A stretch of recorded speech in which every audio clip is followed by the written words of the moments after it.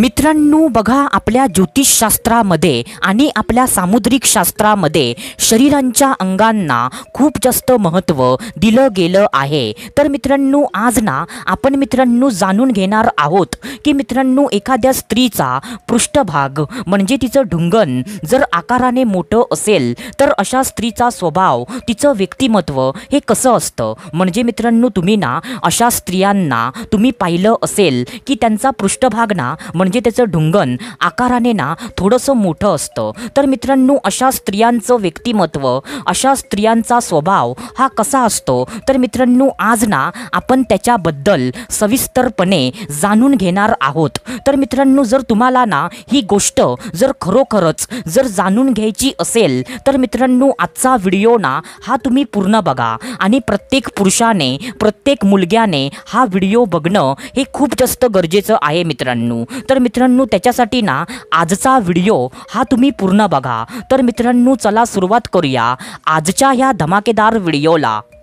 तर मित्रांनो बघा, सर्वात पहिल्यांदा जो पहिला मुद्दा आहे तर तो पहिला मुद्दा ना हा असा आहे की मित्रांनो कामवासना आणि काम उत्तेजना सर्वात जास्त असणं। होय मित्रांनो बघा, आपल्या ज्योतिषशास्त्रामध्ये आणि आपल्या सामुद्रिक शास्त्रामध्ये असं वर्णन केलं गेलं आहे की मित्रांनो जर एखाद्या स्त्रीचा पृष्ठभाग म्हणजेच तिचं ढुंगण जर आकाराने मोठं असेल तर मित्रांनो अशा स्त्रीमध्ये ना कामवासना आणि काम उत्तेजना ही बाकी स्त्रियांच्या तुलनेमध्ये सर्वात जास्त प्रमाणात तिच्यामध्ये असते, असं मित्रांनो सामुद्रिक शास्त्रामध्ये असं वर्णन केलं गेलं आहे मित्रांनो। म्हणजे त्या स्त्रीच्या अंगामध्ये ना कामवासना, संबंध बनवण्याची इच्छा तिच्या म्हणजे अंगामध्ये ना ही बाकी स्त्रियांच्या तुलनेत तिच्या अंगात ना सर्वात जास्त तिच्या अंगात असते। तर मित्रांनो म्हणजे ही एक गोष्ट ना तिच्या स्वभावाबद्दल आता मी तुम्हाला सांगितली। आता त्याच्यानंतर जो दुसरा मुद्दा आहे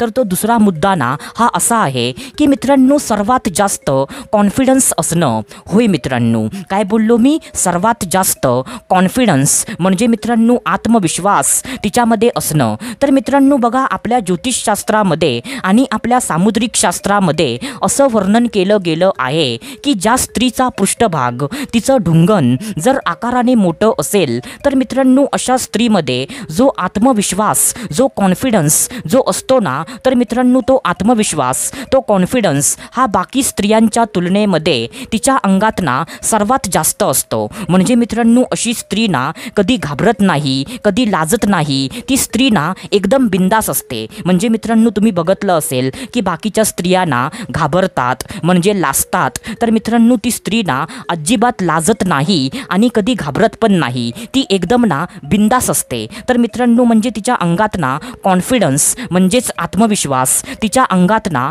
हा खूप जास्त असतो। तर मित्रांनो हा पण मुद्दा ना तुम्ही लक्षात ठेवा। आता त्याच्यानंतर जो तिसरा मुद्दा आहे तर तो तिसरा मुद्दा ना हा असा आहे मित्रांनो की मित्रांनो बोलण्यामध्ये सर्वात जास्त पटाईत। होय मित्रांनो, काय बोललो मी, बोलण्यामध्ये सर्वात जास्त पटाईत। म्हणजे मित्रांनो अशी स्त्री ना म्हणजे मित्रांनो ज्योतिषशास्त्रामध्ये आणि सामुद्रिक शास्त्रामध्ये असं सांगितलं गेलं आहे की ज्या स्त्रीचा पृष्ठभाग, तिचं ढुंगण जर आकाराने मोठं असेल तर मित्रांनो अशी स्त्री ना बोलण्यामध्ये एकदम पटाईत असते। म्हणजे त्या स्त्रीमध्ये ना बोलण्याची कला ही सर्वात जास्त असते। ती म्हणजे स्त्री ना कोणाला पण आपल्या बोलण्यामध्ये ना ती गुंतवू शकते। ती स्त्री ना कोणत्या पण व्यक्तीला आपल्या बोलण्यामध्ये ती फसवू शकते। म्हणजे मित्रांनो अशी स्त्री ना बोलण्यामध्ये सर्वात जास्त पटाईत असते, तिच्यामध्ये बोलण्याची कला ही सर्वात जास्त असते मित्रांनो। तर मित्रांनो हा पण मुद्दा ना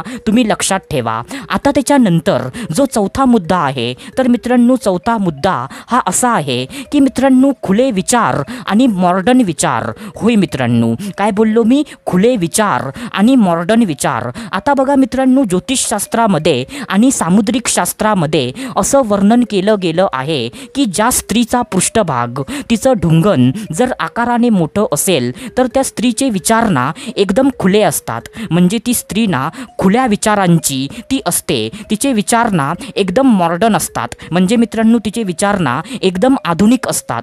तर मित्रांनो अशा स्त्रीचे विचार ना म्हणजे सर्व लोकांना पटतात असं अजिबात नाही. म्हणजे ती स्त्री ना एकदम खुल्या विचारांची असते. तिचे विचार ना एकदम खुले असतात. तर मित्रांनो हा पण मुद्दा ना तुम्ही लक्षात ठेवा. तर मित्रांनो आशा करतो जे मी तुम्हाला सांगितलं ते सर्व काही तुम्हाला समजलं असेल. तर मित्रांनो आपण भेटूया दुसऱ्या व्हिडिओमध्ये. तोपर्यंत धन्यवाद. खुश रहा, हॅप्पी रहा, स्वतःची काळजी घ्या. Love you so much all of you.